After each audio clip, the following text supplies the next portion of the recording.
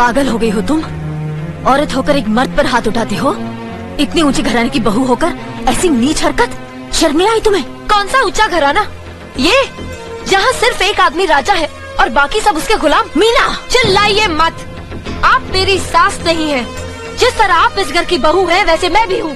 बहू हो तो बहू की मर्यादा में रहो। मर्यादा की रस्सी में तो आप जैसी जाहिल और गवार औरतें बनती हैं।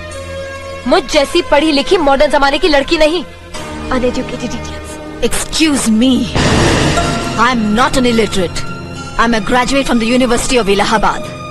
I am aware of the modernization of women, but I have not forgotten my culture, my customs, my traditions and my values. And most of all, I'll never ever forget that I am an Indian woman. Modern जमाने की औरत भी औरत ही होती है। उसे भी मर्द ही ब्याह कर ले जाता है, मर्द को ब्याह कर वो नहीं ले जाती। जमाने, ख्याल और लिबास। भैया,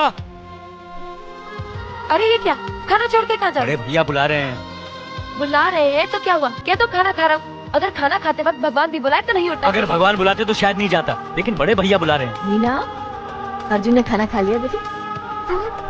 बड़े भैया ने आवाज दे दी तो खाना छोड़ के चले गए।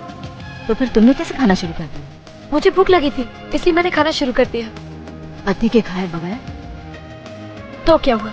क्या ये जरूरी है कि पति के खाने के बाद ही पत्नी को खाना चाहिए? नहीं, जरूरी तो नहीं, लेकिन ये हमारे हिंदुस्तान की सभ्यता है कि पति के खाने के बाद ही पत्नी को खाना चाहिए। पति का सम्मान करना हर पत्नी का धर्म है।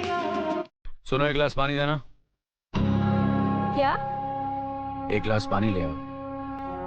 ना तो मैं आपकी नौकरानी हूँ और ना ही आपका छोटा भाई जो आपका हुक्म सुनते ही दौड़कर आपके लिए गिलास पानी ले आऊं।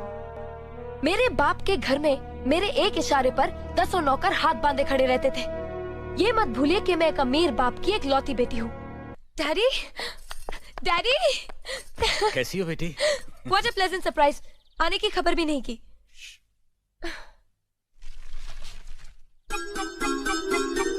ठाकुर साहब, पाए लागू। समधी जी, आप बैठिए ना। आपके बराबर बैठने की मैंने कभी गुस्ताखी नहीं की।